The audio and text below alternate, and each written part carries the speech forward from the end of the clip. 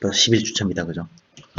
제가 머리를 못 깎아서 보기가 좀 안 좋은데 양해 바랍니다. 네. 헬스장에다가 그 트리머를 놔뒀는데 계속 못 가가지고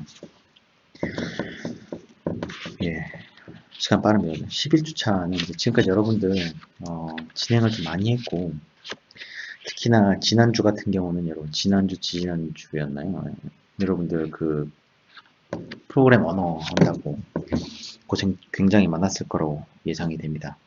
과제를 보면 여러분들 굉장히 노력 많이 하고 공부를 많이 하는 게 보여서 제 개인적인 기분은 좋은데 많이 어려웠을 거라고 생각이 되고 또 사실 이제 여러분들이 지금까지 했던 내용들을 이제 리뷰를 또 할 수는 있어요. 그럴 필요도 있을 수 있는데 그러면서 시간을 낭비하기보다는 좀 더 여러분들 프랙티컬한 내용들을 그러니까 실제로 이제 여러분들이 지금까지 수업을 굉장히 쭉 해오면서요. 이 컴퓨팅 사고 수업을 쭉 해오면서 이과생들도 그렇고 또 이 문과생들 여러분들 그 저기 국제통상학과 쪽도 그렇고 또 건축학과 친구도 있고 그죠?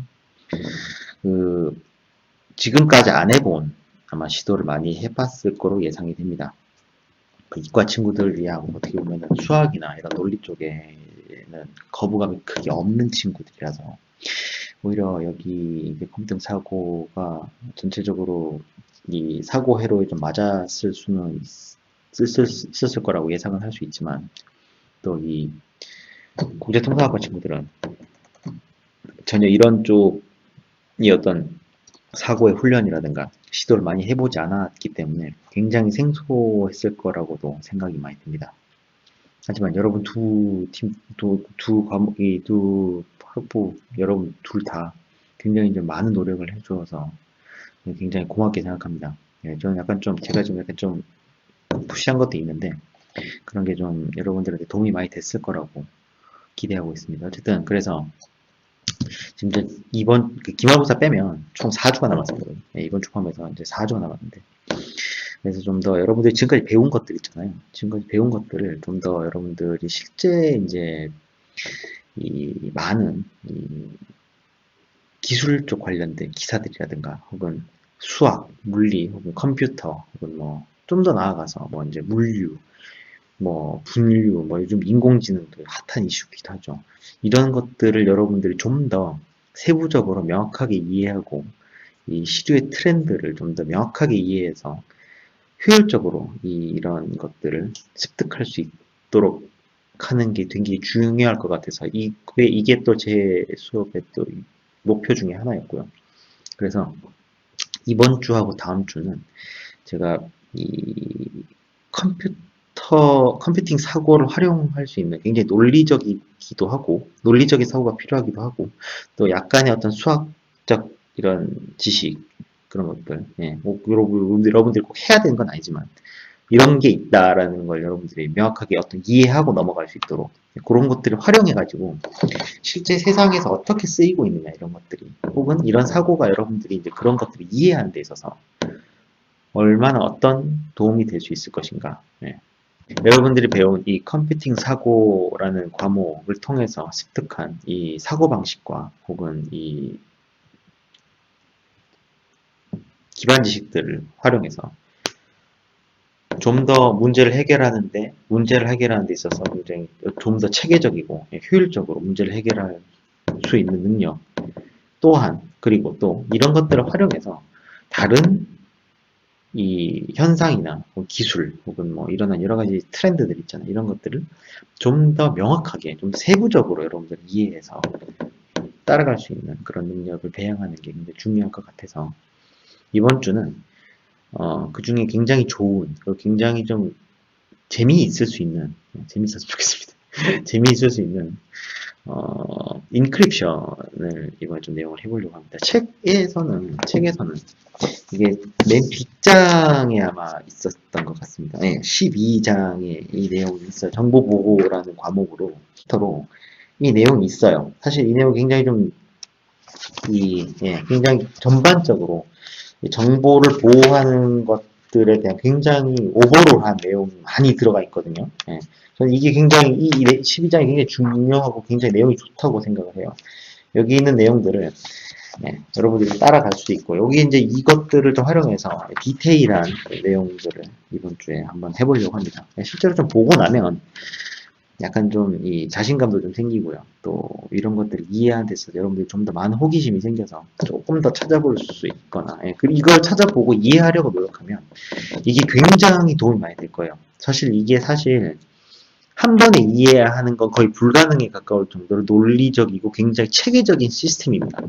굉장히 체계적이에요. 그러니까 이 복잡하다는 내용 말은 약간 좀 어폐가 있는 것 같고, 한 번에 이해할 정도로 이렇게 클리어하진 않아요. 굉장히 좀 체계적으로 다 엮여 있습니다. 시스템으로. 다 엮여 있는데, 요거를 이 프로세스와 이 원리를 한번 잘 이해해 보려고 노력한다면 이게 여러분들한테 굉장히 도움이 많이 될 거라고 생각이 돼서 전체적으로 그냥 구성을 해봤습니다. 그래서 이번 주 내용을 최대한 빨리 할 건데 끝내서 다음 시간에 또 연계해서 이 내용을 좀 스무스하게 좀 연결해 볼 수 있도록 노력하겠습니다. 자, 그래서 내용을 한번 보죠. 보안이라는 걸 보죠, 여러분. 보안. security, 그죠? 여러분, 보안이란 건 굉장히 중요한 이슈 중에 하나고요. 또 굉장히 좀 ambiguous한 이슈이기도 합니다. 보안이라는 게 어디까지를 우리가 보안이라고 봐야 되는지가 핵심이 돼요. 사실 이 정보 보안이란 거는 사실 우리나라에서는 이제 사실 최근 한 1, 2년 사이 굉장히 좀 화두가 되고 있죠. 뭐 정책적인 것도 그렇고 어떤 전체적인 사회 흐름도 그렇고, 그죠? 굉장히 좀 이슈가 되고 있는 것들 중 하나예요. 카카오톡, 텔레그램, 또 성인 인증 사이트, 이런 것들이 막는 것들, 그런 것들 있잖아요. 그런 것들, 여러 가지, 우회, VP, 이런 얘기를 요즘 최근에 여러분 많이 듣게 됐거든요. 이런 게 시작이긴 해요. 이게 원래 중국도 예전에 그랬고, 대부분의 공산국가에서 이제 처음 시작하는 건 스텝이긴 한데, 여튼 그런 이슈들 때문에 이제 이런 얘기를 이제 여러분 많이 듣게 됐어요. 하고 있으려고도, 이해를 하려고도 노력했을 거고, 또 이해를 못 하더라도 정확하게 대충 뭔지는 대충 알고 있을 거예요. 근데 이게 중요한 이슈가 뭐냐면은, 이런 거예요. 우리가, 이게 보안이란 얘기를 살짝, 이건 제 사견인데, 살짝 사견을 좀 넣어서 생각을 해보게 되면은, 보안이란 게 굉장히 가치 있는 정보, 굉장히 가치 있는 정보들을 지키기 위한 수단이거든요. 보안이란 게. 이런 거죠. 예전에 항상 인류는 전쟁을 통해서 이 개발이나 이 문명의 단계를 높여왔습니다. 그전까지는 계속 이게 지글지글 비슷하게 가다가 전쟁을 한번 겪으면서 확 튀는 거죠, 이렇게. 또 전쟁을 겪으면서 확 튀게 되는 거고요. 그죠?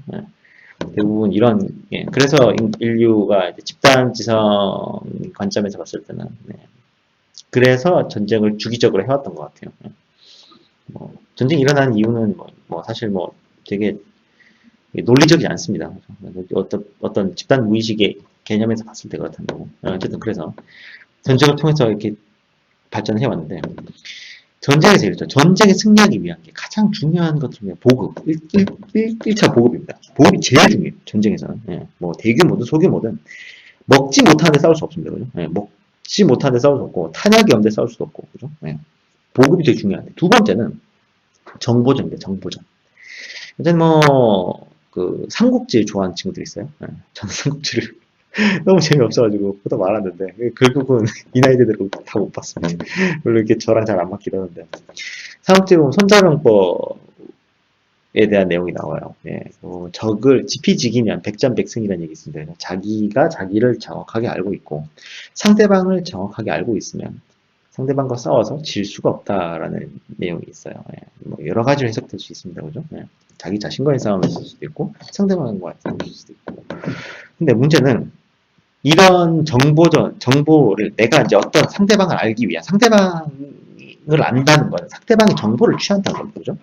상대방의 정보를 취해 상대방을 이해할 수 있게 되고, 상대방을 이길 수 있는 파해법을 찾게 되는 겁니다. 근데 상대방은 당연히 지면 안 되니까요. 그러한 정보를 어떠한 수단으로, 그죠? 보호를 할 겁니다. 정보 보호의 시작이고요. 그죠? 그래서 상대방이 알면 안 되는 거죠. 일종의 생존 법칙에서 시작된 겁니다, 사실. 그죠? 나는 저 물소를 잡아야 되는데, 우리 이제 동굴을 떠나온 지, 동굴을 나온 지 이틀이나 지났어. 배고파 죽겠어요. 저놈을 잡아야 되는데, 저 물소가 우리가 노리고 있다는 사실을 알리면 안 돼요. 그죠? 그죠? 그러면 그 정보를 은폐하기 위해서 우리는, 그죠? 우리에게서 나오는 정보들 있죠. 예를 들어, 몸 채취, 그죠? 사람의 냄새. 이거를 숨기기 위해서 사냥한 사람들은 어떻게 했어요? 바람을 맞아야 돼.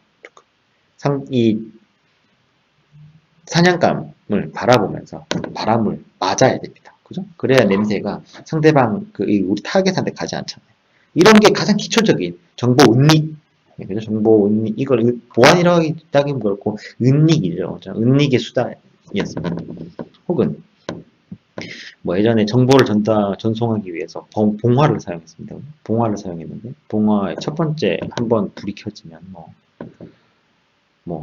오늘 데일리 업데이트, 이상 없음.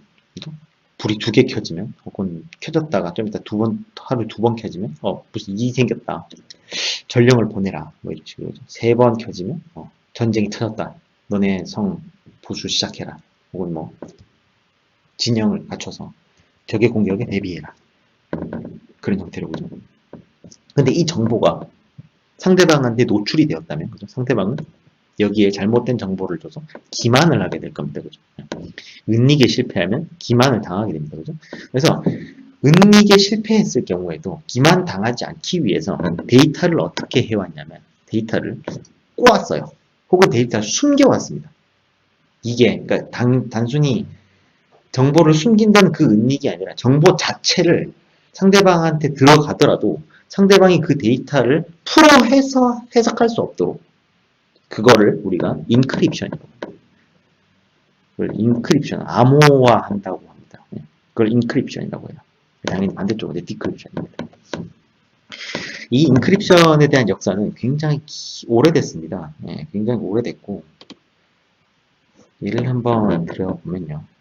자, 여러 가지 역사적으로 봤을 때 여러 가지 이걸 인크립션이라고 하는데 이 행위 자체를 인크립션이라고 인크립션을 수행하는 걸 크립하는 방법론, 메소돌로지를 크립토그래피라고 합니다. 크립토그래픽 메소드가 여러 가지 나와요. 많이 나오는데 고대에 그죠? 굉장히 초기의 암호라고 일컬어지는 것들 중에 하나가 시저 시프트 사이퍼입니다. 네.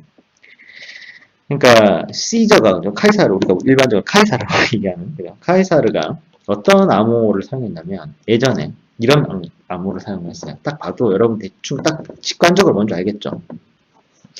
어떤 특정한 문자를 다른 문자로 대치시킨 겁니다. 그러니까 만약에 여기 그림에 있는 것처럼 E를 E 그대로 사용하지 않고 요거를 B로 대치시킨 겁니다. 지금 여기 그림은 A에서 B까지 쭉 있는 열을 그대로 몇 단계 시프트 시켜서 사용하고 있습니다. 그죠? 지금 같은 경우는 2단계, 하나, 둘, 2개 밀어서 3번, 사실 하나, 둘, 3번 민 거죠.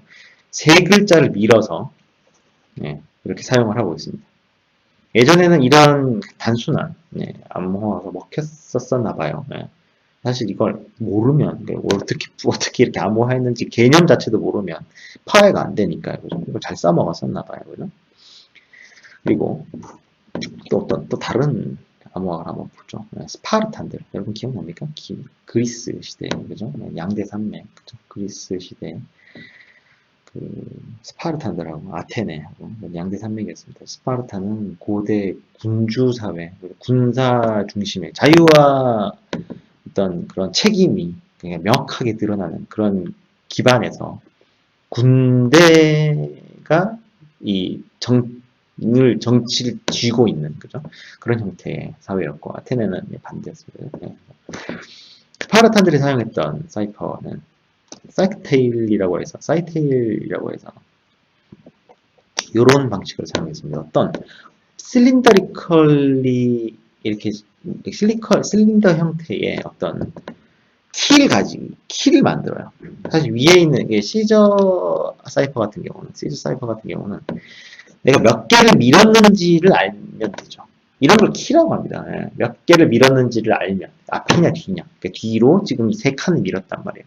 뒤로 3칸 이게 키입니다. 키. 이걸 알면 해석이 가능하죠. 다시 원래 글자로 돌릴 수가 있습니다. 그렇죠? 얘는 어때요? 얘도 어떤 길다란 가죽에다가 글을 쓰는데 그냥 안 쓰고요. 이 서로 내가 보내고자 하는 메시지를 보내고자 하는 아군 그리고 내가 보내고자 하는 아군도 나와 동일한 직경의 실린더를 가지고 있어야 됩니다. 그래서 보내기 전에 이 실린더 애들이 감는 거죠. 그림 있는 것처럼 이렇게 감아 놨죠, 그죠? 감은 다음에 글씨를 씁니다. 그리고 나머지 글자들은 랜덤하게 쓰는 거죠. 못 알아보게. 그래서 다른 무작위의 데이터들 속에 내 데이터를 섞어서 넣는 겁니다. 이것도 기법 중에 하나인데 이런 거를 이런 식으로.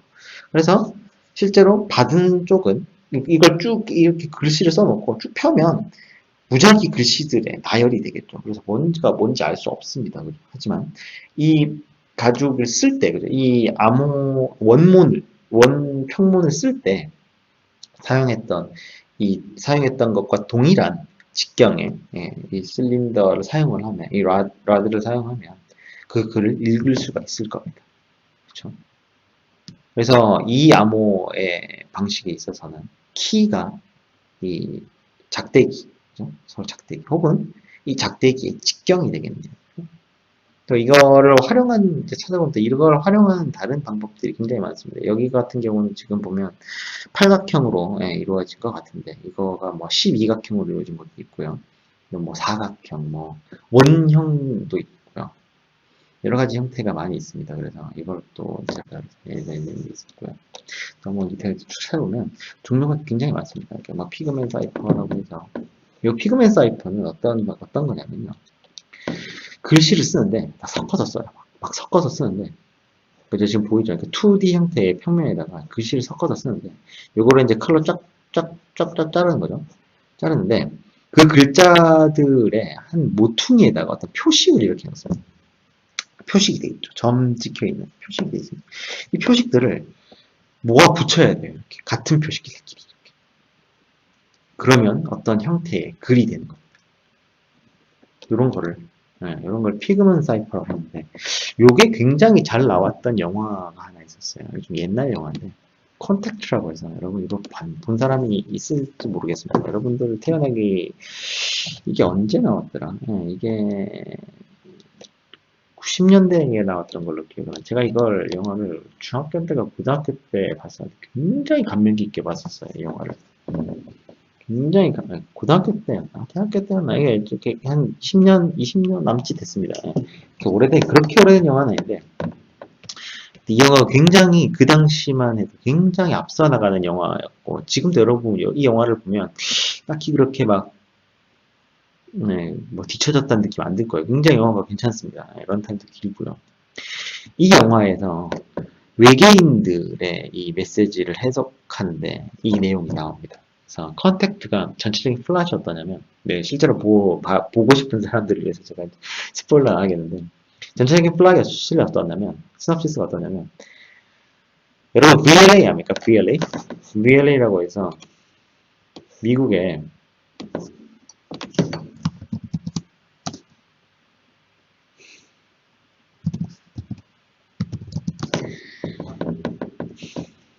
이게 Very Large Array라고 해서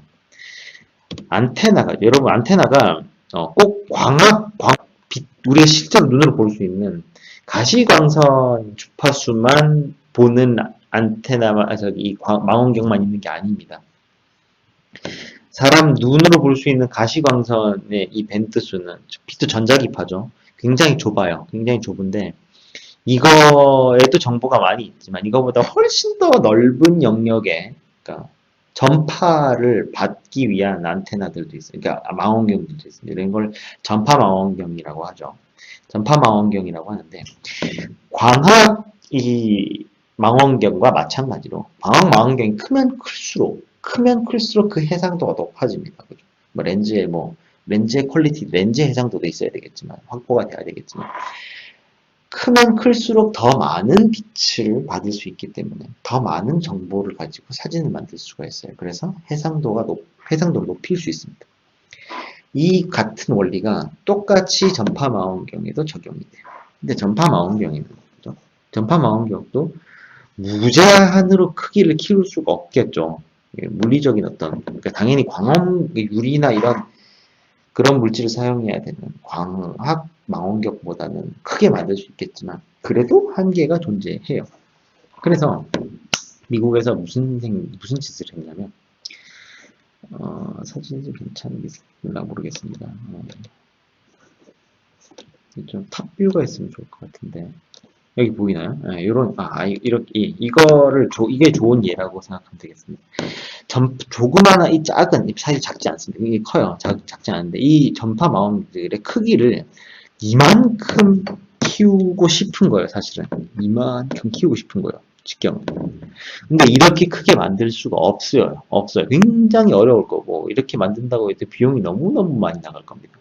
그리고 이렇게 크게 만들면서 일정한 특정한 공유를 만들어내기도 쉽지 않을 거예요. 왜냐면 여러분 이 접시 안테나라는 게 그죠?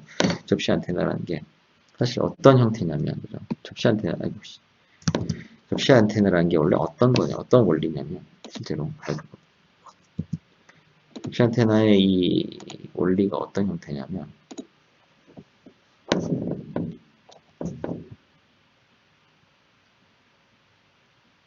너무 좀 내려왔나? 접시 안테나의 원리가 어떤 거냐면 전파를 받는 겁니다. 전파를 받는 건데 그냥 전파를 받으면 내가 이 접시를 키운 의미가 별로 없어요. 접시를 키운다는 의미가 뭐냐면 이런 의미입니다. 접시를 키운다는 거는 어떤 의미냐면 내가 이 신호를 얻다가 이 수신을 해야 되잖아. 어떤 센서 같은 데다가 센서에다가 넣어야 되는데 이런 거죠. 내가 전파를 받기 위한 센서를 이렇게 만들어 놨어. 그럼 여기서 이제 우주에서 전파가 이렇게 오겠죠. 이 전파를 이제 딱 받아서 여기 안테나를 이렇게 만들어 놓고 이게 전이차를 그죠? 플러스 마이너스 이 전이차를 읽어내서 그죠? 이 신호를 만들게 수신을 하게 될 겁니다. 광자도 똑같아요. 광자도 CCD가 이렇게 있으면 그죠? CCD가 이렇게 렌즈가 이렇게 있고 그죠? 빛이 이렇게 쫙 이렇게 보여서 그죠? 여기 있는 CCD에 빛을 가하게 되면 해당 소자들의 전이차가 발생하고 거기에 있는 전압값을 쫙 읽어낸 다음에 그거를 메모리에다 저장하는 겁니다. 그게 그림 파일을 만드는 원리죠. 다시 돌아가서 이렇게 이렇게 전파가 이렇게 오는데요. 내 센서 크기가 이렇게 작고 조그만하잖아요. 그래서 여기 거밖에 내가 읽을 수가 없단 말이에요. 그러면 여기에 있는 수많은 다른 정보들 다 놓치게 되니까 어떤 식으로 하냐면 접시를 이렇게 만든다면 그죠? 이 곡률이 어떤 방향에서 오든 한 점으로 모이게 만드는 겁니다. 이렇게.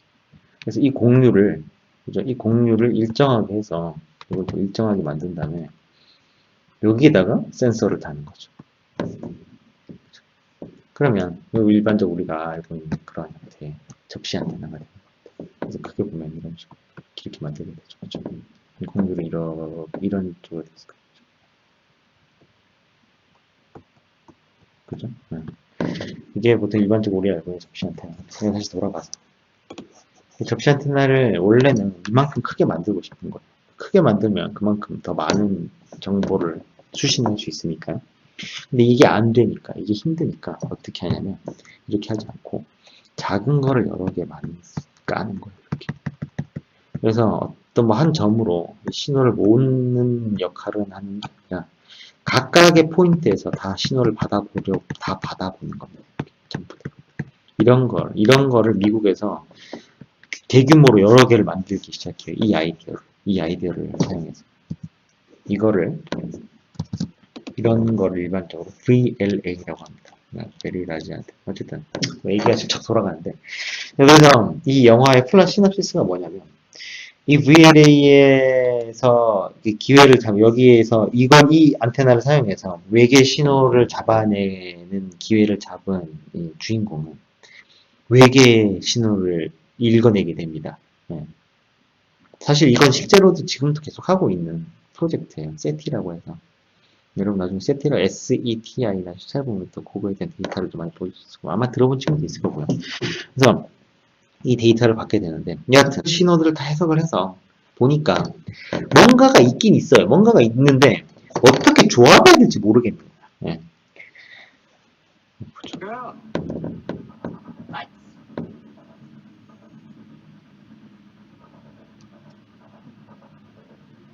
그래서 외계인들에게 받은 신호를 한번 이렇게 보는 거죠.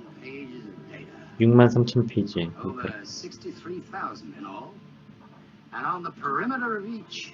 alignment symbols, registration mark, but 그래서 이렇게 마크들이 있긴 있는데 이게 내장으로 이렇게 안 되는 거지. They do. 그래서 어떤 방법 브레이크스루가 있어서 이거를 해석하게 돼요. 그래서 이걸 해석을 하게 됩니다. 결국.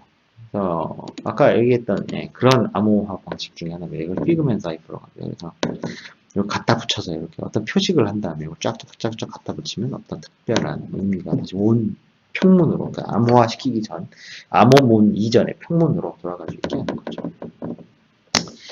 뭐 여러 가지 암호가 많이 있습니다. 굉장히 유명한 여러분 암호가 에니그마라고 들어봤습니다. 에니그마. 여러분 아마 높은 레벨에 새로 어떻게 보면 암호학의 브레이크스루를 연 암호 중에 하나입니다. 독일 2차 대전 나치 독일이 만들었던 정말 이 당시에 최고의 인류의 이런 수많은 이런 브레이크스루를 만들어낸 것들 중에 하나가 이겁니다.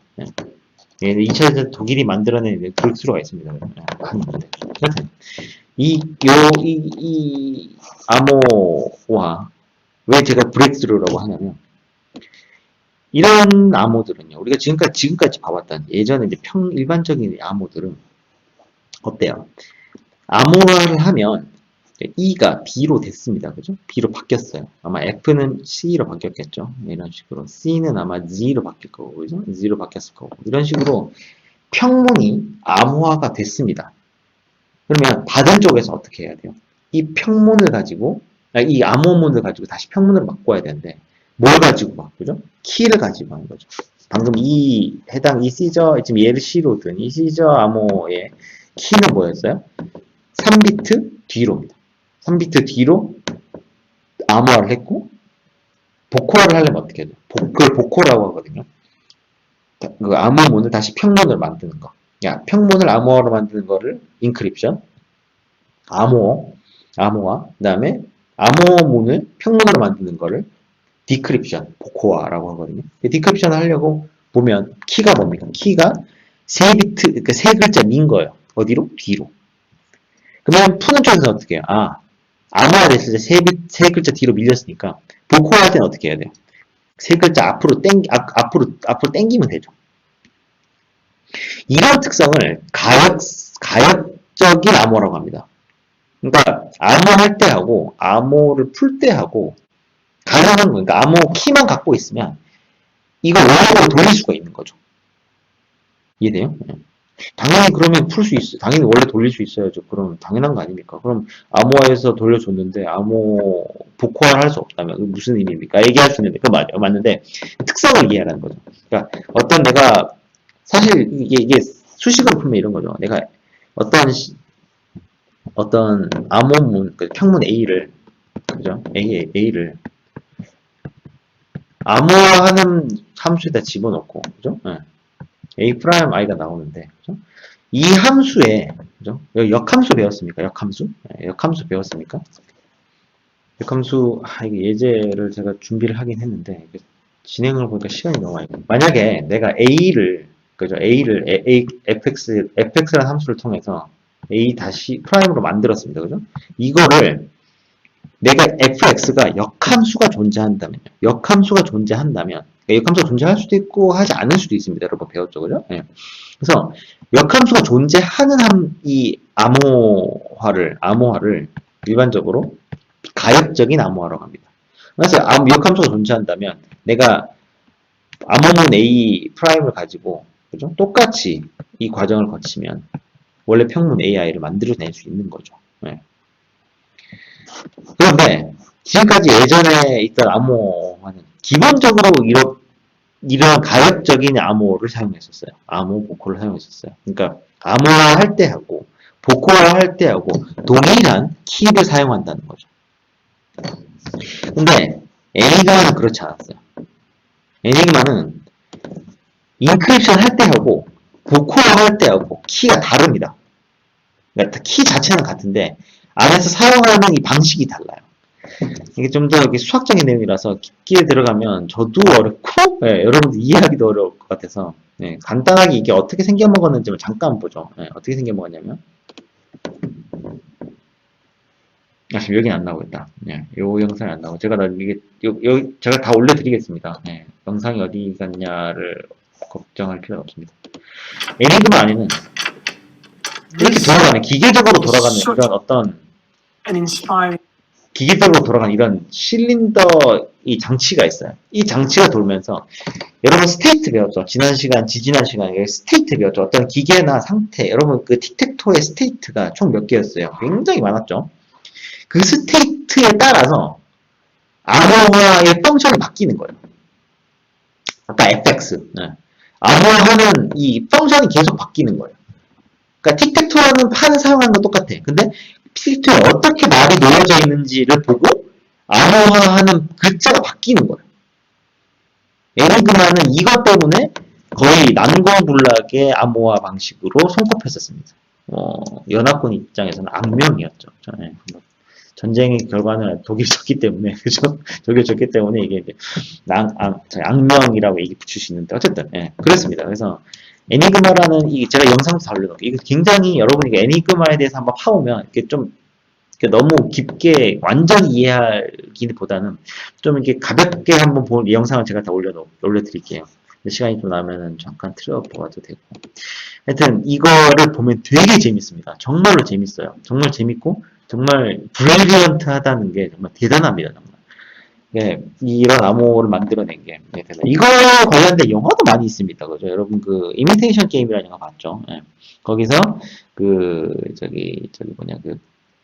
앨런 튜링이 그죠? 앨런 튜링이 그 암호를 해독하는 기계를 만들죠. 예. 영화가 나오는. 하여튼 이게 되게 재밌습니다. 찾아보면 되게 재밌는 내용이 많아요.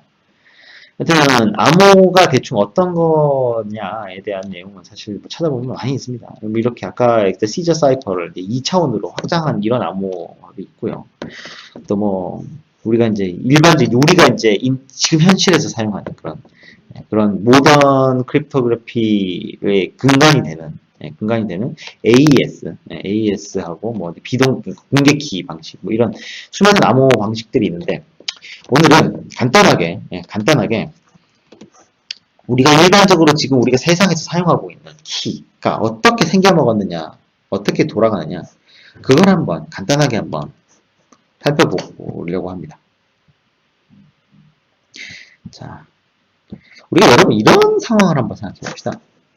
우리가 결국은 암호화라는 게 그죠. 누군가와 어떤 비밀스러운 통신을 하고 싶은 거예요. 뭐 내 정보를 숨기는 것도 중요하긴 한데 굉장히 큰 목적 중에 하나가 누군가와 얘기를 하고 싶은데, 그죠? 통신을 하고 싶은데, 서로 이제 뭐 어떤 암호화된, 그죠? 서로 너와 나만 알고 있는 그런 대화를 하고 싶어요. 원거리에서. 같이 있으면 뭐 그냥 기속만 하면 되잖아요. 가까이 있지 않기 때문에, 원거리에 있기 때문에, 그죠? 중간에 누군가가 우리가 주고받고 있는 이 정보를 하이제킹 할 수가 있어요. 그죠? 이런 걸 미들맨이라고 하고, 뭐 좀, 뭐냐면, 이런 거예요. 이 이유가 뭐냐면, 여러분 집 지을 때 요런 처마. 예. 요거를 이유라고 하거든요. 이유. 이걸 왜 eavesdropping이라고 하냐면, 이 중간에 미들맨이 서로 A와 B가 통신하는 사이를 이렇게 엿듣는 걸 eavesdropping이라고 하는데, 이 비가 올 때, 그죠? 처마 밑에 딱 숨어가지고, 그죠? 창문 옆에다 귀를 기울이고, 엿듣는 거에서, 유래가 된 단어인데, eavesdropping. 좀 이제 소피스틱하게 얘기하면 eavesdropping이라고 얘기를 하는데, 그런 자들이, 우리가 통신하고 있는 서로의 내용을 가로챈다고 하더라도, 그 내용을 알아볼 수 없게 해야 될 겁니다. 그죠? 그게 목적이에요. 그죠? 자, 이러면, 문제가 생깁니다. 이제 우리는 암호화 방식을 사용해야 돼요.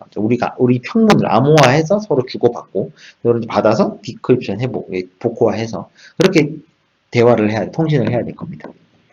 근데 여기서 이제 중요한 게 생기죠. 그러면 어떤 식으로 암호화를 할 거냐. 자, 암호화, 크립토그래피의 이제 메소드가 중요해지는 거죠.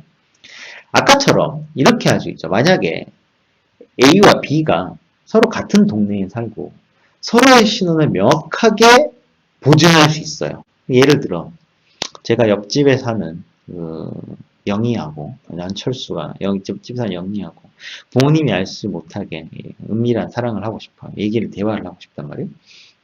그러면 서로 어디 살고 있는지 알고 상대방이라는 걸 명확하게 알고 있어요. 왜냐면 여기서 더 이상 버리피케이션이라는 거 검증의 이런 수단이 껴들 여지가 없잖아. 왜냐면 내가 영희를 아니까.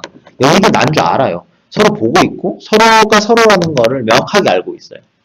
이런 경우에는 서로 만나서 자 우리 그러면 키를 공유하자. 우리가 이렇게 암호화를 할 거니 키 여기 있어. 키 이거야 키야. 몰래 주는 겁니다. 그래서 서로만 그 키를 가지고 있다는 것이 보증이 되면 사실 이제 여기서부터 통신하는 건 전혀 어렵지 않습니다. 그렇죠? 왜냐하면 둘 다 같은 키를 가지고 있고 그 키를 사용해서 서로가 약속된 암호화 복호화를 사용해서 서로 통신하면 되거든요. 그러면 중간에 문 앞에 쪽지가 놓여져 있는데 그죠? 철수 어머님이 딱 이게 뭐지? 모르는 거예요. 암호화가 됐으니까요. 모른단 말이에요. 중간에 있는 사람이 엿듣고 혹은 실수로 보게 되었다고 하더라도 그 내용이 뭔지 모르기 때문에 그죠? 그 내용이 봐도 뭔지 모르겠잖아요. 뭔지 모르기 때문에 내용 자체는 기밀이 유지가 되는 거죠. 이런 거를 대칭키 방식이라고 합니다. 시메트릭 키라고 합니다. 시메트릭 키. 상대방과 내가 같은 키를 가지고 있는 상황.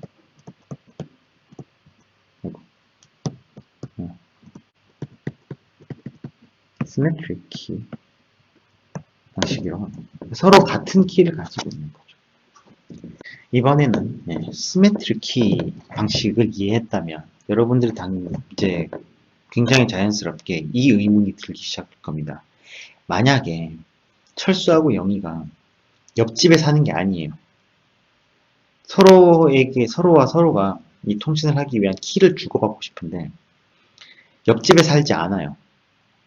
그래서 서로 어떤 키를 사용할지를 정했다고 하더라도 이 키를 서로 상대방에게 전달하는 과정이 필요합니다. 이 과정이 서로 직접 영희와 철수가 서로 건네는 게 아니라면 어떤 방식을 사용하든 그 키를 전달하는 데 있어서 어떤 허점이 생길 수밖에 없습니다. 왜냐면 이 키는 너와 나만 알아야 돼요. 내가 이거를 멀리 떨어져 있기 때문에 누군가한테 전달을 하게 된다면 이 키를 가진 사람은 결국 어떤 형태로든 이 키를 철수와 영희가 아닌 제3자가 이 키에 접근을 하게 되는 겁니다. 단 한 번이라도. 이런 문제가 생긴단 말이에요.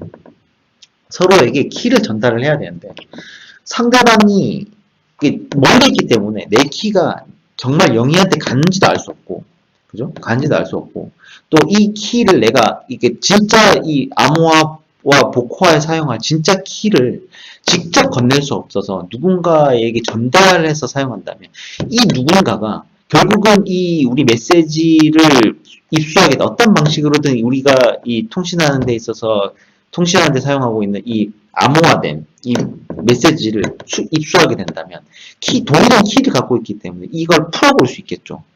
이런 문제가 생기거든요. 이 문제는 굉장히 근본적인 문제이기 때문에 여러분들 고민 한번 해보세요. 이 문제를 어떻게 해결할까? 그래서 이 문제를 고민한 박사들이 있었습니다. 그래서 이거를 고민한 박사들이 있었는데 이 박사들의 이름이 디피 할만이라는 사람이 이 문제를 서로 고민하기 시작했습니다. 어떻게 하면 서로 키를 공유하는데 이 키를 안전하게 상대방에게 전달할 수 있을까? 를 고민했습니다. 그래서 이 사람들은 수학자였고 또 암호학을 연구하는 사람이었기 때문에 이 사람들이 만들어낸 방식은 굉장히 수학적인 방식으로 접근을 했습니다. 그래서 이 사람들은 비가역적인 함수를 사용해서 상대방이 내가 전달하고자 하는 어떤 그 메시지나 키 형태를 입수를 하더라도 이 사람이 자기가 입수한 이걸 가지고 원래 메시지를 복호화하는데 사용할 수 없도록 그러니까 역함수가 없는 함수를 사용해서 이 프로시저를 만들었어요. 굉장히 천재적인데 간단하게 한번 볼게요. 어떤 식이냐면 자, 지금부터 그러니까 서로 통신하고자 하는 두 사이드를 앨리스하고 마비라고 칭하겠습니다.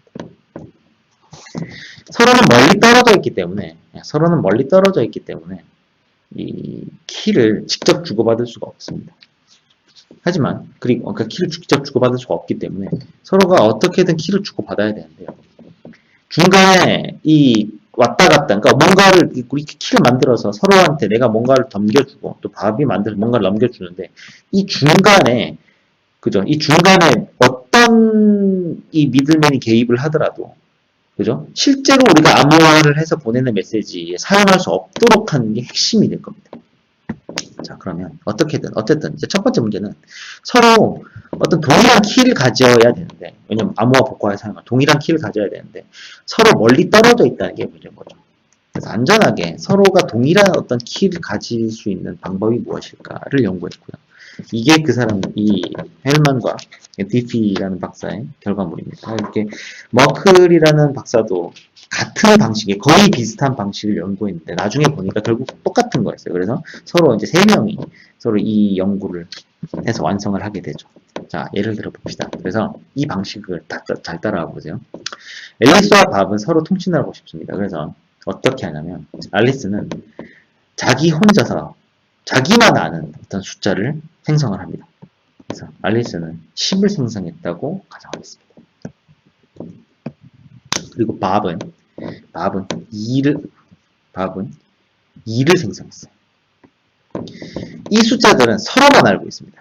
그러니까 앨리스는 10을 자기가 생성했다는 걸 자기만 알고 있고요. 밥은 자기가 2를 생성했기 때문에 자기만 알고 있습니다. 자, 여기서 서로 공통된 어떤 식을 서로 사용하기로 결정을 했어요. 이거는 우리가 이런 식을 사용하자 하고 서로 주고받아요. 우리 이런 식을 사용하자 하고 주고받아요. 어떤 식을 주고받냐고 얘기를 하냐면 y의 몇 승 지수승. 여러분 이게 지수승입니다. 그죠? 지수 오퍼레이터입니다. 그죠? 그냥 이렇게 x 써도 되는데 이렇게 쓰면 이게 작아지기 때문에 지수승 x. 그 다음에 이 결과를 모듈러 연산을 하는데 모듈러가 뭐냐면요. 단순히 얘기해서 나머지입니다. 나머지. 뭐냐면 7 모듈러 3이다는 나머지가 1입니다. 이해되죠? 몫은 신경 쓰지 않아요. 몫은 결과로 안 나옵니다. 모드 연산에서. 8 모드 5. 8 모드 5는 3입니다. 이해되죠? 네. 그래서 모듈러 연산의 특징은 뭐냐면요. 모듈러 연산의 특징은 3을 가지고 8을 알아낼 수 없어요. 왜냐면 8 모드 13 모드 5도 3이거든요. 그죠? 8일 수도 있고 13일 수 있단 말이에요. 모두 5의 연산. 그죠? 그래서 이 3을 가지고 어떤 수인지 특정할 수 없습니다. 그래서 모듈러 연산은 비가역적이에요. 한번 연산이 되고 나면 1이 나오고 나면 이게 7에서 나온 건지 4에서 나온 건지 그죠? 알 수가 없어요. 혹은 1에서 나왔는지 알 수 없습니다. 그래서 1만 가지고는 원래 숫자가 뭐였는지 알 수가 없어요. 이런 애들은 비가역적이라고 합니다. 이런 걸 비가역적인 연산이라고 보통 일반적으로 얘기합니다. 하여튼 그래서 연산의 모드 해서 여기서 모드를 우리가 7로 하기로 모드 7로 하기로 13 미안 제가 이게 세운 게 있어서 예쁜 게 있었어. 자, 그래서 자, 우리가 y에는 7을 사용하자 그리고 p에는 13을 사용하자라고 정했습니다. 왜 이러지? 정했습니다. 그래서 이 내용은 중간에 나가도 상관없어요. 상관없습니다. 한번 보죠. 그래서 이걸 사용하기로 결정을 했어요. 자, 이 식을 사용합니다. 그리고 y와 p는 지금 7이고 13입니다. 자, 그러면 앨리스는 10을 생성했습니다. 그죠? 그래서 이 식에 넣어보죠. 네. 이 식에 넣으면 y는 7이죠, 그죠? 예, 7 곱하기 7의 10승입니다, 그죠? 예, 7의 10, 10승 모드. 아이고, 이렇게 쓰니까 글씨 작아지니까 크게 쓰겠습니다. 어차피 이 오퍼레이터 쓰니까, 그죠? 10 모드, 아이고. 모드 13입니다.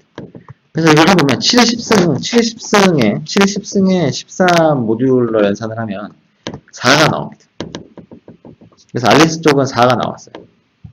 맙은 어떨까요? 맙은 2를 만들었습니다. 그죠? 7의 2승, 7의 2승에 모드 13을 하고 나면 실제 49죠.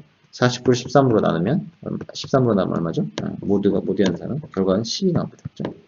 39니까 그죠? 네. 그래서 맙은 10이 나왔고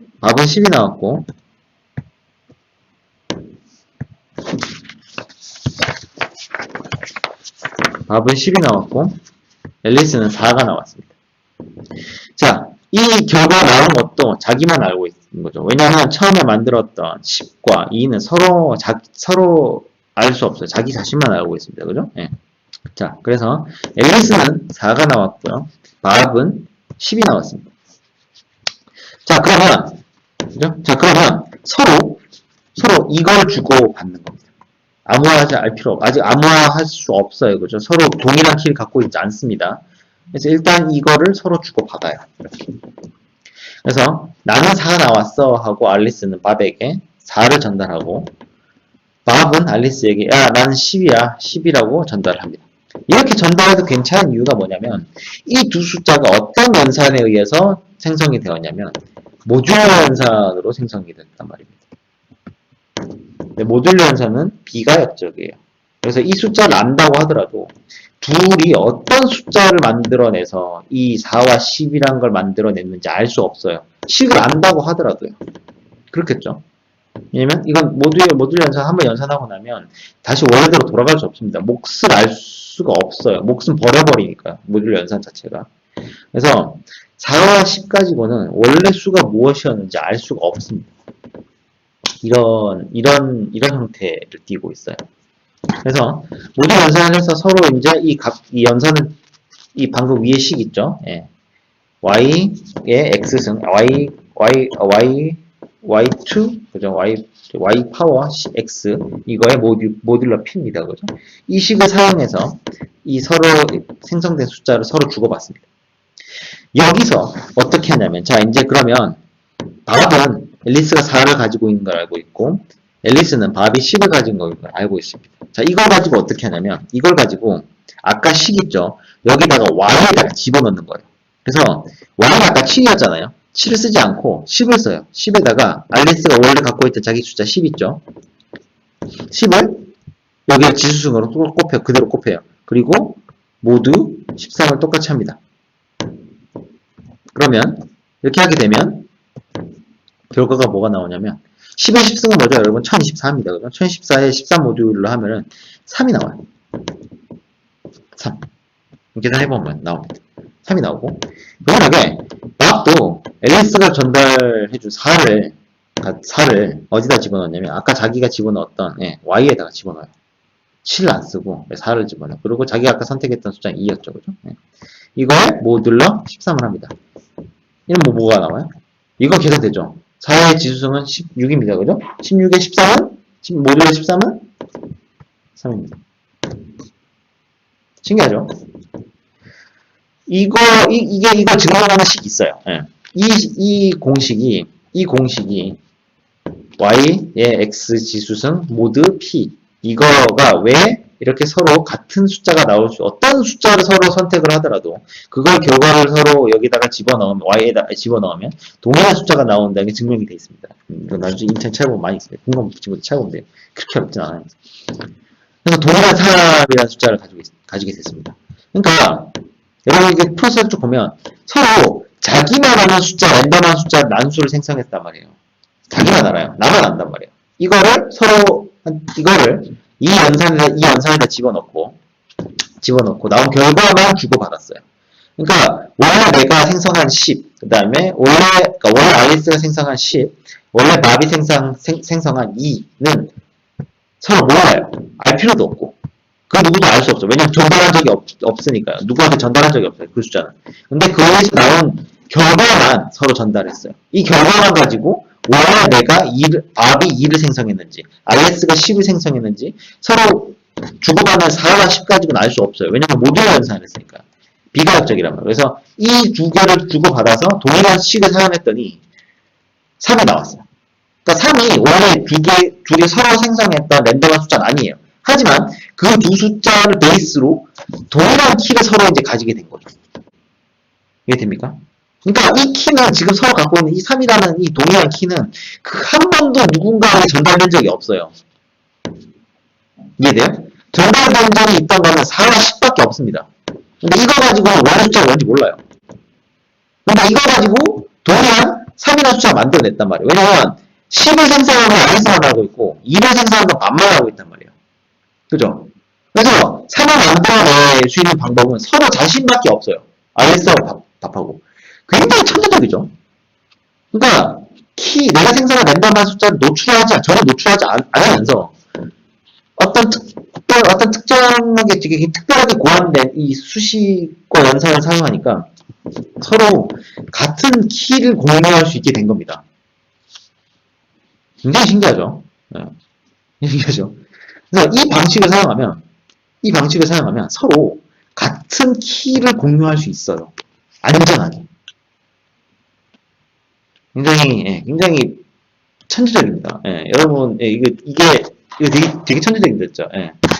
왜냐면 이거 처음에 이걸 이해하려고 노력했던 게 2012년, 11년 업무 일 때문에 이걸 이해하려고 처음 시도를 했었는데 이걸 하고 나서 굉장히 좀 충격이었어요. 와, 정말 신기하더라고요. 와, 정말 이렇게 되는구나. 그래서 되게 열심히 보니까 정말 천재적입니다. 예.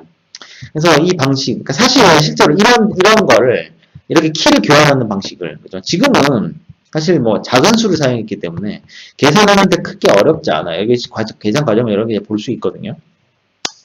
근데 실제로 이제 우리가 일반적으로 사용하고 있는 인터넷 이 시큐리티에 사용되는 방식입니다. 이거 상세 방식인데 실제로 이 연산은 이제 컴퓨터끼리 이 연산을 수행할 때는 굉장히 큰 숫자를 사용합니다. 무지막지하게 큰 숫자를 사용해요. 숫자가 크다는 게 핵심은 아닙니다. 하지만 숫자가 크다는 핵심은 아니지만 왜냐면 숫자가 커봐야 만약에 파괴되는 형태라면 그냥 컴퓨터 수십 대 물려가지고 슈퍼컴퓨터 만든 다음에 연산을 빨리 시켜서 풀어내면 돼요. 이게 제가 가능하면 다음 주쯤에 아마 제가 그러니까 NP 컴플리트 뭐 이런 얘기를 하게 될 건데 이거와 이게 연관이 돼요. 어쨌든 풀 수 있는 문제면 자원이 막 무지막지하게 따라 나와서 풀 수 있는 거면 그냥 풀려버린단 말이에요. 천재적인 알고리즘에 의해서 이렇게 서로 그 키 자체를 전달하지 않으면서 서로 동일한 키를 가질 수 있는 수단이 확보가 됐습니다. 자, 여기까지 요거를 이해한 상태에서 이거가 설명이 잘 돼 있는 걸 제가 그 심학습에다 올려드리겠습니다. 이게 원리를 알고 있어도 이렇게 정확하게 어떤 숫자들로 이게 예시를 드는 게 쉽지가 않습니다. 거기다가 여러분들이 또 이제 또 활용할 수 있는 그런 그 데이터가 있어야 되기 때문에 제가 이제 유튜브 링크를 드릴 거예요. 그거를 한번 살펴보고 이 내용입니다. 사실 그 똑같은 내용인데 여러분들 이제 한번 쭉 이해를 하는 데 있어서 도움이 될 수 있도록 한 거고요. 자, 여기서 이 방식이 발표가 된 이후에 이거를 활용해서 여러 가지 이제 암호화 기법들이 이제 제시가 되기 시작하는데 뭐 먼 길 가지 말고 리베스트, 샤미아, 그 다음에 에이들만이라는 사람의 첫 글자는 RSA라는 암호화 방식이 생기게 됩니다. 이 사이퍼 방식은 우리가 지금까지 아까 봤죠. 그러니까 사실 처음에 여기 보면 서로 왜 동일한 이 키를 서로 주고받기 위해서 노력했냐면 얘들이 이제 서로 같은 키를 가졌기 때문에 서로가 이제 어떤 정해진 어떤 특별한 어떤 이 암호화 방식이 있겠죠. 이거 방식은 공개돼도 상관없어요. 왜냐면 서로가 이 암호화 방식은 있지만 이 암호화에 적용할 키는 서로 둘만 알고 있으니까요. 그죠? 그래서 키만 숨기면 암호화는 어떤 형태로 되든 상관없다는 게 여기 서로 이 대칭 키 방식의 핵심이에요. 그러니까 키만 서로 이제 안전하게 자기들끼리만 키만 가지고 있으면 그러니까 키만 가지고 있으면 이 암호화 방식이 가역적이든 비가역적이든 별로 중요하지 않게 되긴 해요. 그렇죠? 사실 뭐 같은 함수를 써서 이 키를 써서 암호화하고 복호화하고 동일하게 사용해도 이 키만 노출이 안 되면 사실 대칭 키 방식도 잘 쓸 수 있어요. 그죠? 이 세 명이죠. 그죠? 예, 리베스트, 그 다음에 샤미르, 그 다음에 아이델만이라는 세 명이 극복하고자 나온 게 어시메트릭 사이퍼입니다. 여러분 이름에서 보면 봐서 알 수 있듯이 어시메트릭 사이퍼는 서로 같은 키를 사용하지 않습니다.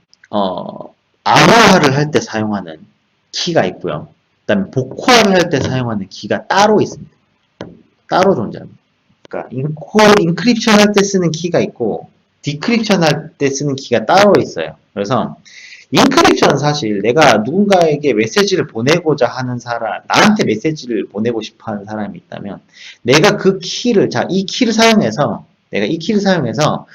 인크립션을 해. 그럼 네가 이 키를 사용해서 인크립션 하고 나면, 그죠? 인크립션 하는 주체는 누구예요? 메시지를 보내고 싶어 하는 사람이잖아요. 그러니까 그 메시지를 보내고 싶어 하는 주체만 알고 있죠. 아직까지는. 그죠?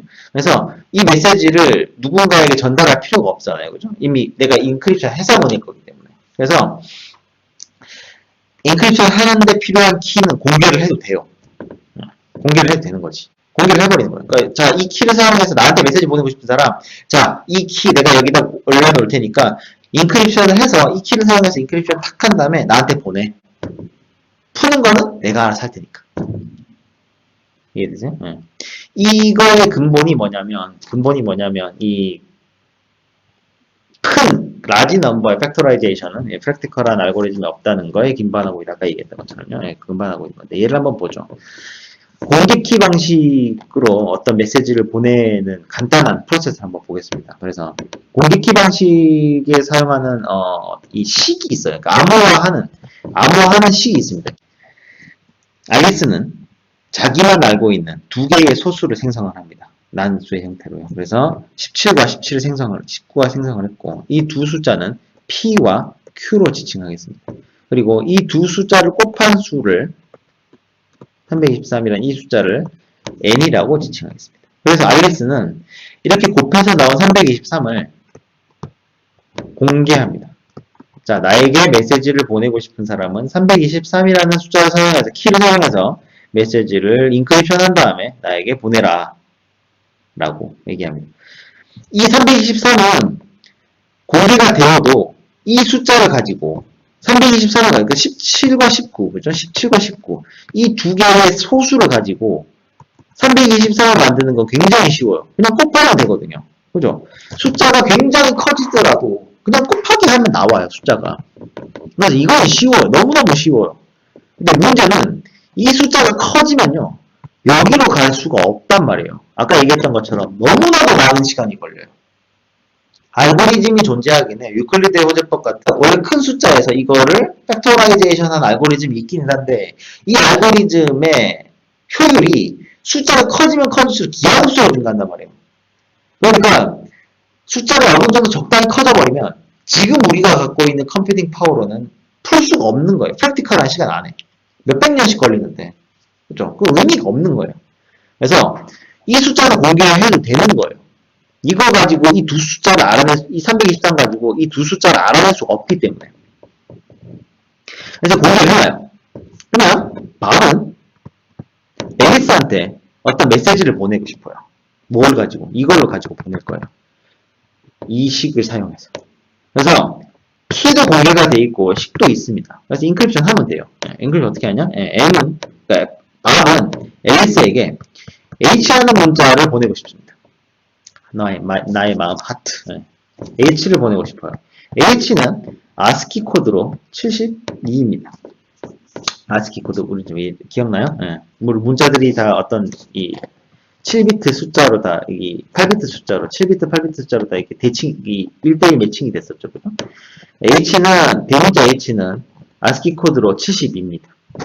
그래서 메시지는 72고요. 그죠? 네, 메시지는 72고, 아까 2를 7로 넣습니다. 그죠? 우린 7로 둔다고 했습니다. 그죠? 그래서 똑같이 7승을 한 다음에 이거를 모듈러 연산을 합니다. 모듈러에 n을 합니다. n 공개돼 있죠? 예, n은 공개돼 있죠? n은 323입니다. 이 연산을 하는 거예요. 이 연산을 하고 나면 결과값이 뭐가 나오냐면 13이 나옵니다. 13이 나와요. 계산해보면 여러분 알 수 있을 겁니다. 예. 뭐 해봐도 되고요.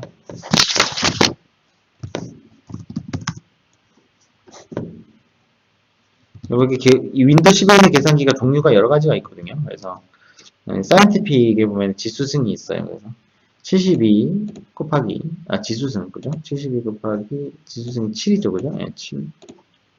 하고 나면 이런 큰 숫자가 나오죠. 예. 모두 13입니다, 그죠? 하면 10이 모두 13이 아니지. 아이고 죄송합니다. 72에 7이었죠. 7이 이런 숫자인데 모두 323입니다. 그죠? 323을 하고 나면 13이 나옵니다. 그죠? 네. 이 숫자를, 이 13을 앨리스한테 보내요. 앨리스야, 인코딩 된 13이다. 받아.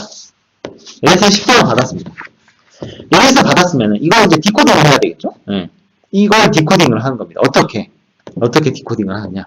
자, 이 디코딩하는 식도 공개가 돼 있어야겠죠. 근데 문제는 이 식에는 앨리스만 알고 있는 P와 Q만을 사용해서, P와 Q를 사용해서 뭔가 디코딩을 할 수 있어야 될 겁니다. 여러분, 대충 이제 감이 오죠? 지금 전체 프로세서에서 좀 감이 올 겁니다. 그죠? 자, 13을 가지고 어떻게 72를 만들었는지 봅시다. 그래서, 아까 우리가 만들어냈던 E 있죠? E. E 7. 7에다가, 그죠? E에다가, 이렇게 인코딩이 된 이거를, 이 인코딩이 된 숫자에다가 D, 뭔가 지수를 곱하는데 여기다가 모두 뭘 하느냐 P-1 곱하기 Q-1 이거를 할 겁니다. 이거 해서 뭐가 나와야 되냐면 1이 나와야 돼요. 이거를 풀어서 1이 나오는 D를 찾습니다. 그래서 P가 얼마였어요? 17이었고 19였죠. 그래서 P-1은 곱하기 Q-1 얼마예요? 16 곱하기 18입니다. 그죠? 두 개 하고 나면 뭐가 나면 288이 나와요. 그죠? 모두 해서 7의 어떤 지수승인데 7의 어떤 지수승인데 7의 D승인데 지수승인데 288로 모듈레이션을 했을 때 1이 나오려면 288의 배수 플러스 1씩 하면 되겠죠. 그죠? 그죠? 그렇게 해서 나오는 D가, 첫 번째 D가 247이 나옵니다. 계산을 해보면,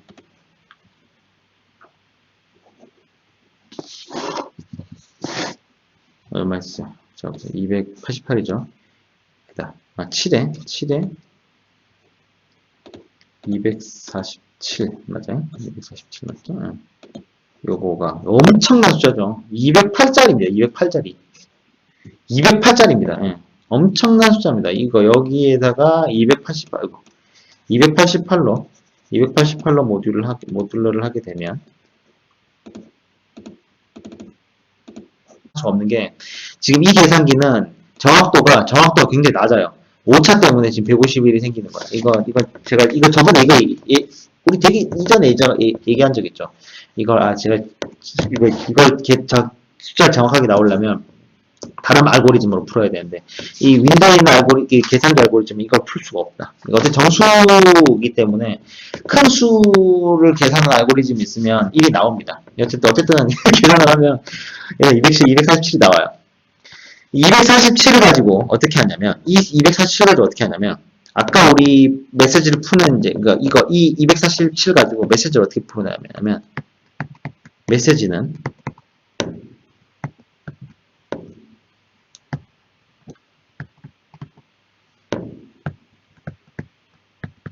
이식을 해서 이식을 풀면 메시지가 나와요. 자, 그러면 아까 우리 받은 메시지, 그죠? 크립토 됐던 이 13, 그죠? 13 곱하기 D 구했죠. 247입니다. 13에 247, 이것도 엄청나게 큰 수가 나오겠죠? 이거의 모드에 n은 뭐였죠? n이 아까 323이었죠? 공개했던 323. 이걸 계산을 하게 되면 메시지는 72가 나와요. 여러분 이게 수식을 이렇게 쭉 푸니까 뭐가 뭔지 잘 모르게 느낄 수 있어요. 처음에 보면 그래요. 처음에 보면 이게 뭐야 이렇게 느낄 수 있는데 여러분들이 여기 사용된 이 변수들을 잘 따져보면 내가 혼자서 생성한 나만 알고 있는 숫자는 공개하지 않으면서 또 인크립션 한에도 인크립션 돼 있는 값을 내가 받아와서 내가 생성한 어떠한 값도 남에게 공개하지 않으면서 메시지를 효율적으로 디코딩을 해냈어요. 프로세스를 쭉 보면 이 과정을 여러분 오래 할 필요 없습니다. 제가 지금 설명하고자 하는 게 뭐냐면 앨리스가 생성한 17과 19만 가지고 17만 19만 가지고 내가 인크립션하는 알고리즘 이 두 개 하고 그죠? 이 인크립션하는 알고리즘 그 다음에 디크립션하는 이 알고리즘 이 두 개가 결국은 앨리스가 생성한 자기 혼자 생성한 17과 19를 공개하지 않으면서 상대방한테 암호화의 메시지를 받았고 이거를 갖다가 이식을 통해서 남들이 알지 못하는 17과 19만 가지고 이걸 복화해냈다는 게 중요해요. 그래서 이 방식은 지금 어시메트릭 사이퍼에 지금 한 단면을 봤어요. 한 단면을 봤는데 암호화하는 키가 따로 있어요. 암호화하는 키를 공개해놓을 수 있단 말이에요. 식도 다 공개를 다 해놔요. 다 해놓고 암호화가 돼서 나한테 왔잖아요. 이걸 풀기 위해서는 나만 알고 있는 내가 처음에 생성한 17과 19 이 두 개만 가지고 이 두 개가 있어야 원래 내가 원래 이 보내고자 했던 바비 앨리스한테 보내고자 했던 H라는 거를 복호화해낼 수 있단 말이에요. 굉장히 천재적인 알고리즘입니다. 이것 때문에 이 RSA 알고리즘이 이거하고요. 그 다음에 서로 멀리 있는 앨리스와 바비 그죠? 서로 스스로 자기만 알고 있는 어떤 숫자만 가지고도 서로 동일한 키를 가질 수 있는 이거와 조합해서 이제 우리는 마음대로 내가 원거리에 있는 내가 만난 적도 들은 적도 없는 사람과 완벽하게 그러니까 완벽하게 서로만 알 수 있는 서로만 알고 있는 키 가지고 암호화를 하고 상대방에게 보낸 다음에 상대방은 자기만 알고 있는 키를 가지고 그 메시지를 자기만 풀어볼 수 있다는 거예요. 문제는 서로 멀리 있어서 중간에 미들맨이 그것들을 하이제킹할 수 있단 말이에요. 그래도 소용없어요. 왜냐면 그걸 디코딩하는 거는 내가 공개 키를 만들었던 내가 생성한 P와 Q 두 개를 가지고 있어야 디코딩이 가능하다는 거거든요. 이게 중요한 핵심이에요.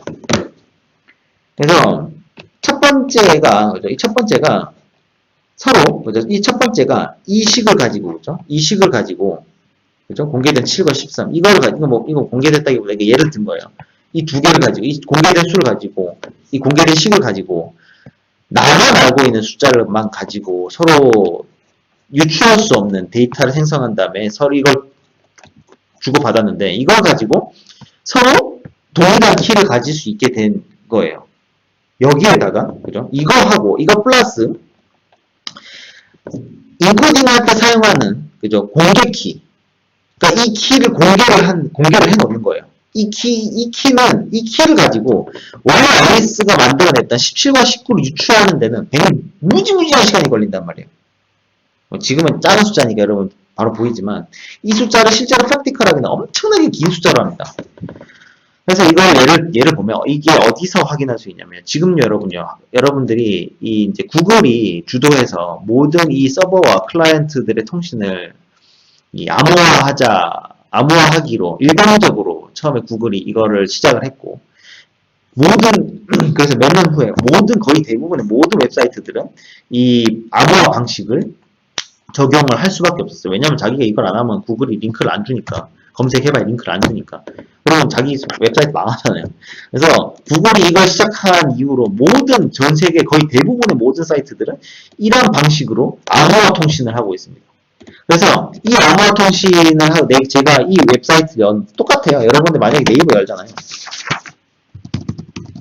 네이버를 열잖아요. 열면 어떻게 돼? 처음에는 자물쇠 마크가 없다가 자물쇠 마크가 생겨요.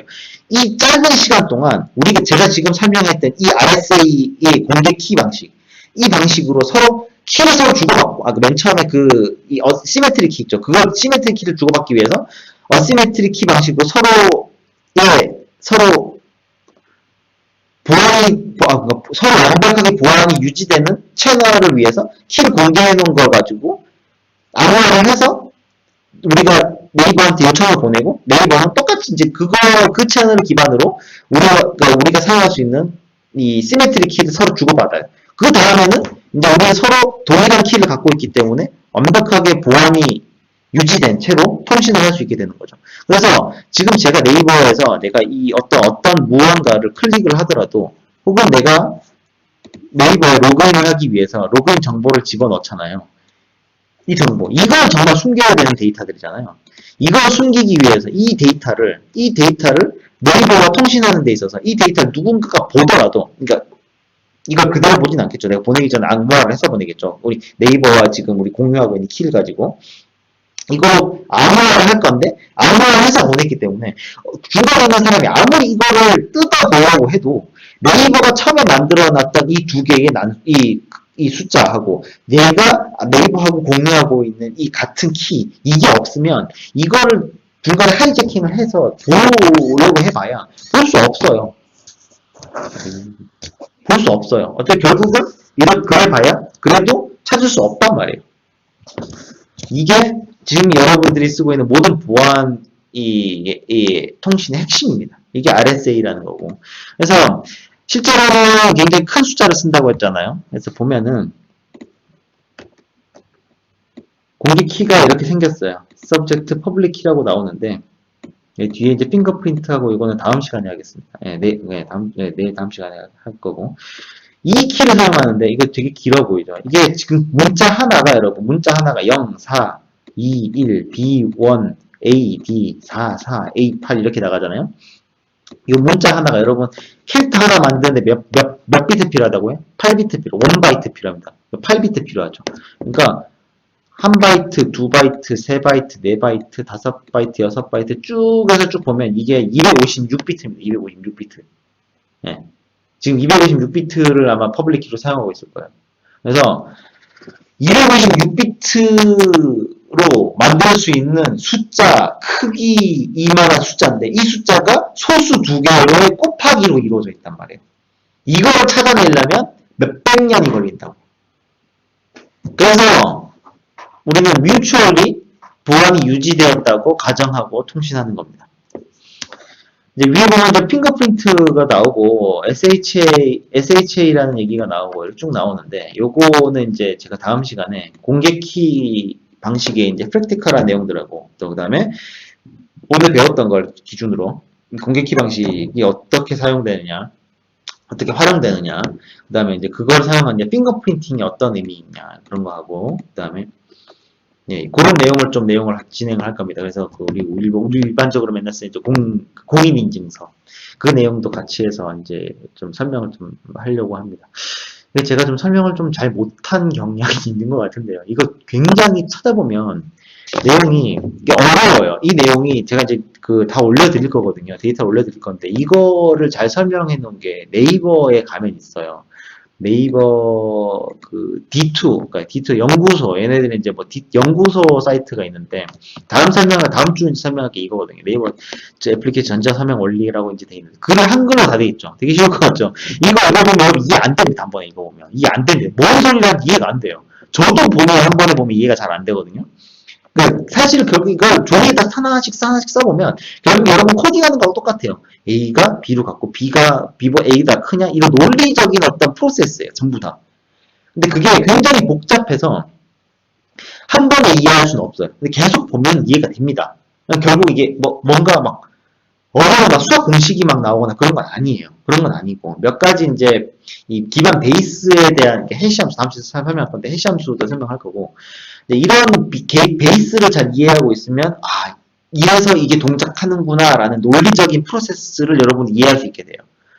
이게 굉장히 좀 여러분들의 논리적이나 사고를 이제 시험하는 그런 좋은 예가 되기도 할 거고 어쨌든 이 다음 시간에 이걸 할 거고 오늘 수업에 활용한 것들은 다 올려놓을 겁니다. 다 올려놓을 거고 사실 여러분 올려놓은 게 제가 설명한 게 다예요. 이게 다예요. 다인데 설명한 거 여기 다 있어요. 그대로 다 있습니다. 예, 설명을 굉장히 잘하는 친구들이 잘 올려놓은 게 있기 때문에 제가 그대로 올려드릴 건데 오늘 설명한 게 머릿속에 잘 안 와닿을 수 있습니다. 한 번 이해 안 될 겁니다. 이해 안 되는데 자꾸 돌려보세요. 자꾸 돌려보고 제가 올려놓은 심화학습이라든가 심화학습 데이터를 다 활용해보세요. 다 활용해서 하나하나 보면은 이해가 될 겁니다. 이게 막 이해 안 되는 막 무슨 어려운 막 수학 공식이나 막 이런 게 다 있는 게 아니야. 제가 그런 걸 원하지도 않고 그런 걸 이해할 필요가 없습니다. 문제는 그런 걸 활용하면 이런 게 가능하구나라는 이 프로세스를 이해하는 게 중요해요.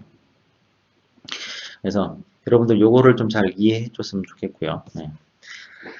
그래서 오늘 이번 시간은 이걸로 마치겠습니다. 다음 시간에 이제 요거 이어서 이 보안에 보안이 이제 우리 오늘 설명했던 이 공개키 방식, 그다음에 시메트릭 키, 어시메트릭 키 이런 것들이 이제 실제로 프랙티컬하게 어떻게 사용되는지 한번 살펴보도록 하겠습니다. 수고했습니다.